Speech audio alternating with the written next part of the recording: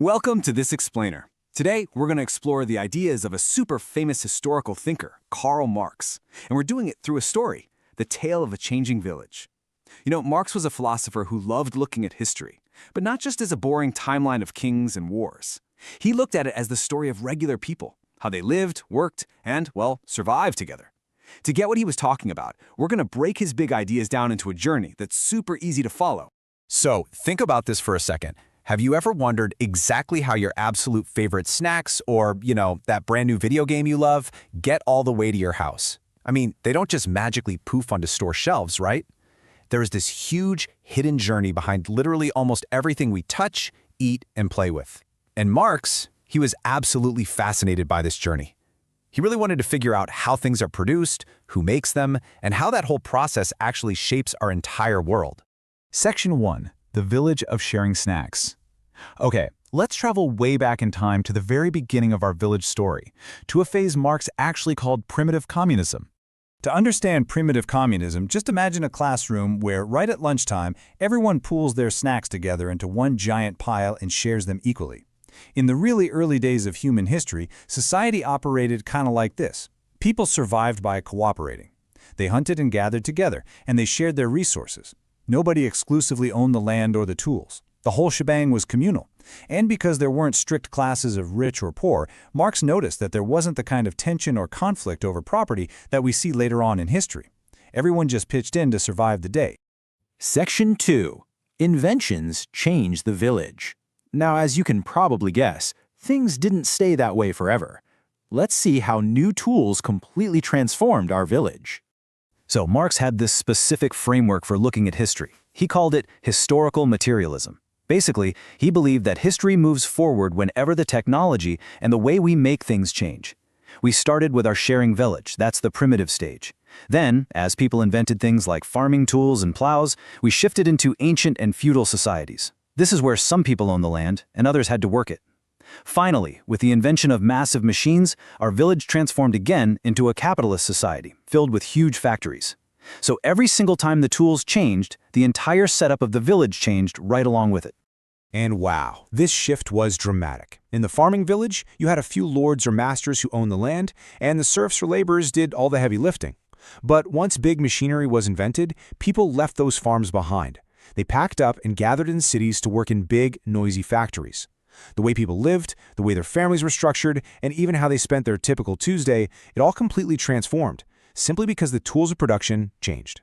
Moving right along to Section 3, Workers, Owners, and Profit. This brings us right to the factory village of today, which Marx studied incredibly closely.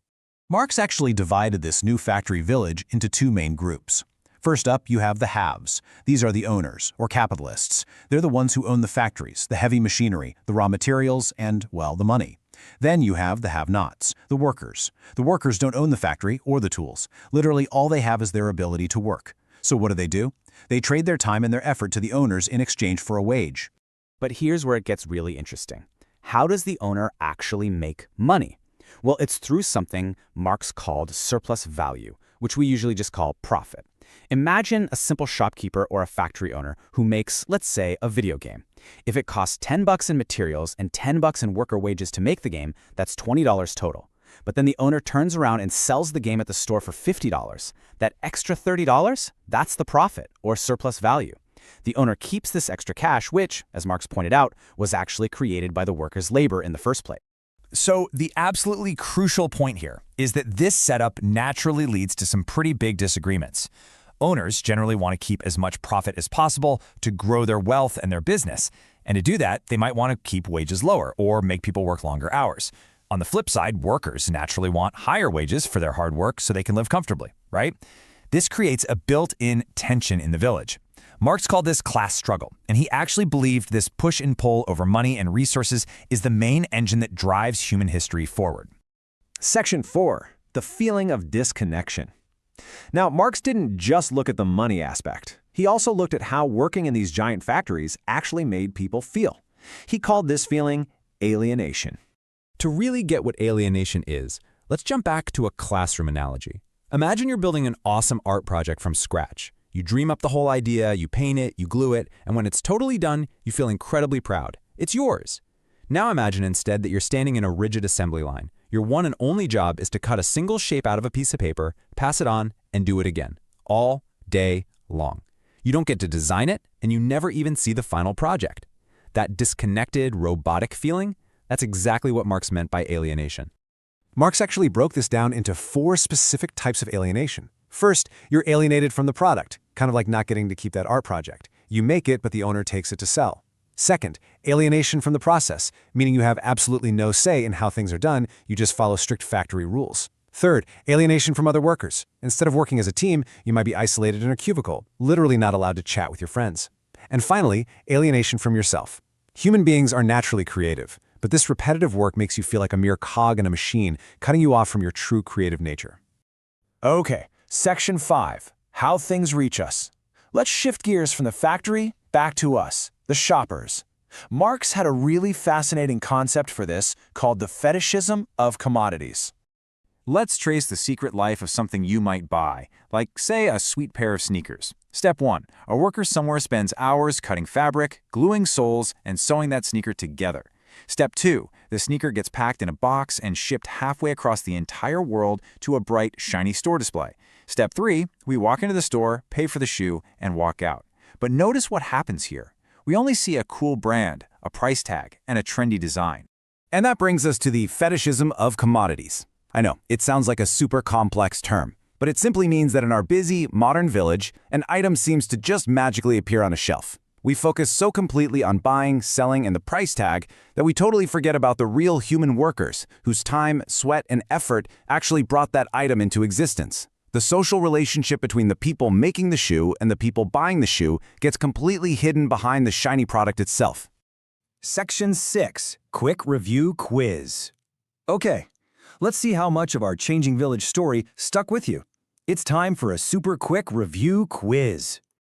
All right, question number 1. Think back to our art class analogy. In Marx's theory, what is the specific word for when a worker feels like a bored robot on an assembly line, totally separated from their own creativity? Take a quick second and shout it out in your head. Got it? The answer is alienation. Yep, it's that profound feeling of disconnection from the product, the process, your fellow workers, and yourself. Awesome job if you got that one right. Ready for question number 2? Here we go. According to the Fetishism of Commodities, what is the crucial thing we often forget when we walk into a store and buy a shiny new toy or a fresh pair of sneakers?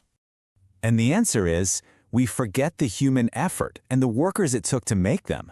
We just see the object and its price, entirely missing the hidden human journey behind it. So as we wrap up this explainer, it's really important to keep a few things in mind. Marx's theories are just one lens, just one specific way to look at history and economics.